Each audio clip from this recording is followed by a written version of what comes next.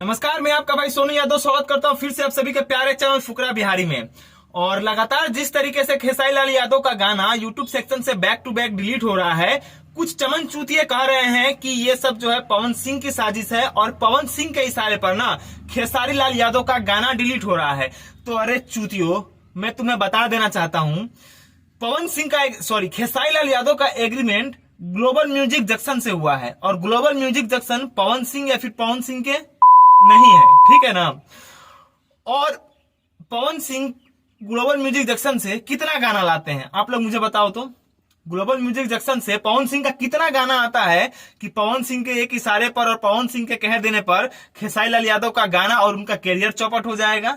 हाँ, ये सब तो चूतियापंती वाली ही बात हुई ना। यहाँ पर लगातार आप लोगों को एक दो नहीं बल्कि कई स्क्रीनशॉट देखने को मिल रहे होंगे जहां पर ये लोग खुल करके तो पवन भैया का नाम नहीं ले रहे हैं, पवन सिंह का नाम नहीं ले रहे हैं कि पवन सिंह के इशारे पर ये सब हो रहा है, लेकिन थंबनेल में साफ साफ लिख दे रहे हैं कि ये सब पवन सिंह के इशारे पर हो रहा है। खेसारी लाल यादव ने लाइव आकर के क्या पवन सिंह का नाम लिया है कि पवन सिंह या फिर किसी बड़े सुपरस्टार की वजह से उनका गाना डिलीट हो रहा है? यहां तक कि वो तो ग्लोबल म्यूजिक जंक्शन का भी नाम नहीं ले रहे हैं। और ये जो दो कोरी के यूट्यूबर इस तरीके की हरकत कर रहे हैं ना, यही कहते हैं कि भोजपुरी इंडस्ट्री को बड़ा करना है। ऐसे भोजपुरी इंडस्ट्री को बड़ा करोगे? हाँ, किसी एक कलाकार की बदौलत कभी भी कोई इंडस्ट्री बड़ी नहीं होती। सब कलाकार को मिल करके और एकजुट होकर के काम करना पड़ता है, तब जाकर के कोई भी इंडस्ट्री बड़ी होती है और आगे बढ़ती है।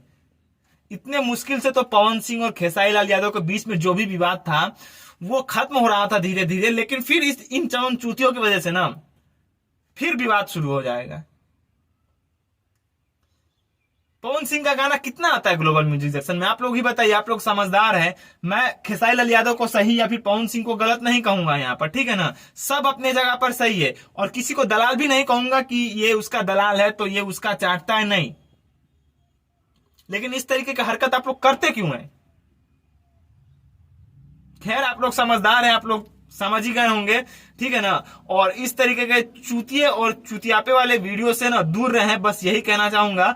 बाकी आप सबकी इन सब चीजों के बारे में क्या राय है नीचे कमेंट करके जरूर बताइएगा।